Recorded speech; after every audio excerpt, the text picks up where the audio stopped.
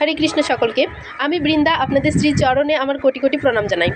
তো আপনারা তো সকলেই জানেন যে আমি একাদশী ব্রত নিয়ে ভিডিও করি, বিশেষ করে 15 দিন পর পর যেসব ব্রত হয় সেসব ব্রত কবে পালিত হবে এবং ব্রতের মাহাত্ম্য সব কিছু নিয়ে আমি ভিডিও করি।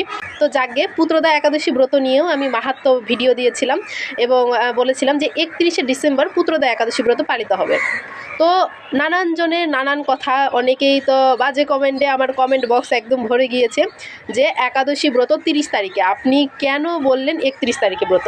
তো দেখুন, আমি বারবার ভিডিওতে বলে দিয়েছি যে তিথি অনুযায়ী একাদশী ব্রত 30 তারিখেই পেয়েছি। তিথি বলতে কি বোঝাচ্ছি, যে এই যে আমাদের অমাবস্যা, পূর্ণিমা, তারপরে মানে যেসব তিথি রয়েছে আর কি, যেমন প্রথমা, দ্বিতীয়া, তৃতীয়া থেকে শুরু করে ষষ্ঠী, সপ্তমী, এইভাবে একাদশী, এইভাবে দশমী, তারপরে একাদশী।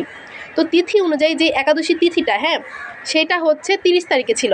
তবে আমাদের শাস্ত্রে বলা হয়েছে দশমী যদি একাদশীর সঙ্গে সংযুক্ত হয় সেটাকে বলা হয় বিদ্যা একাদশী, আর বিদ্যা একাদশী করলে তাকে অবশ্যই নরকগামী হতে হবে। তো এই যে পুত্রদা একাদশীটা পেয়েছে, এটা মূলত কুর্ম মহাদ্বাদশী যুক্ত, মানে দশমী ওটার সঙ্গে সংযুক্ত হয়েছে। তো অনেকে এখন বলছে যে এই টাইমটা কোথায় পাবেন। দেখুন, আমাদের দেশে অনেক অনেক পঞ্জিকা রয়েছে, এক এক পঞ্জিকায় এক এক টাইম, এক এক পঞ্জিকায় এক এক মতবাদ রয়েছে। তো আপনারা সব সময় বিশুদ্ধ পঞ্জিকা, বৃন্দাবনের যে বিশুদ্ধ পঞ্জিকা রয়েছে সেই পঞ্জিকাতে একদম নিখুঁতভাবে টাইম দেওয়া আছে। তো আপনারা অবশ্যই সেই পঞ্জিকাটা যদি দেখেন অবশ্যই পেয়ে যাবেন, তাহলে আর কারো মধ্যেই কোনো বিভ্রান্তি থাকবে না। এবার আসি আরও কিছু মানুষের কমেন্টে, যে অনেক মঠ মন্দিরে অনেক ব্রহ্মচারী বাবাজিরা রয়েছে, প্রভুরা রয়েছে, তারা নাকি 30 তারিখে এই পুত্রদা একাদশী ব্রত পালন করেছে। তাহলে আমার কথা অনুযায়ী তারা কি নরকে যাবে? তো আপনাদের বলছি, হ্যাঁ অবশ্যই, যে শাস্ত্র মানবে না তাকে অবশ্যই নরকগামী হতে হবে। এটা আমার কোনো কথা নয়, আমি কোনো ভগবান নই, আমি কোনো মহান মানুষ নই, নয়তো আমি কোনো মুনি ঋষি যে আমি আমার নিজের সিদ্ধান্ত দেব। আমার সেই অধিকার না তো আছে, আর না তো সেই যোগ্যতা আছে। আমি শাস্ত্র অধ্যয়ন করে শাস্ত্রের যা যা কথিত আছে সেইটাই আপনাদের মাঝে তুলে ধরি, এর বেশি কিচ্ছু না। আমি ভগবান শ্রীকৃষ্ণের একজন ক্ষুদ্র দাসী, ক্ষুদ্র সেবক। আমার কোনো যোগ্যতাই নেই যে আমি নিজের কোনো মতবাদ ব্যক্ত করব। তো শাস্ত্রে বলা আছে যে দশমী বিদ্যা একাদশী করলে তাকে নরকগামী হতে হবে, সে তো অবশ্যই হতে হবে।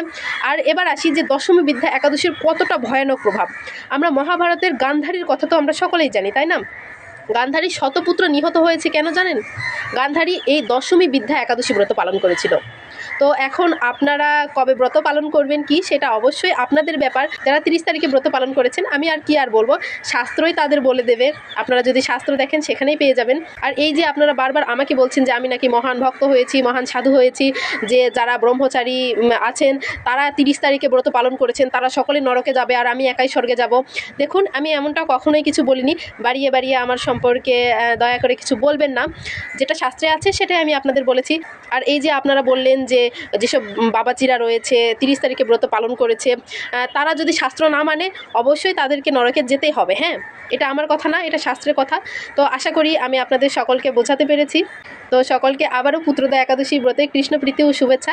যারা যারা আজকে অর্থাৎ 31শে ডিসেম্বর এই পুত্রদা একাদশী ব্রত পালন করছেন তাদের জন্য অনেক অনেক শুভকামনা রইল। হরে কৃষ্ণা।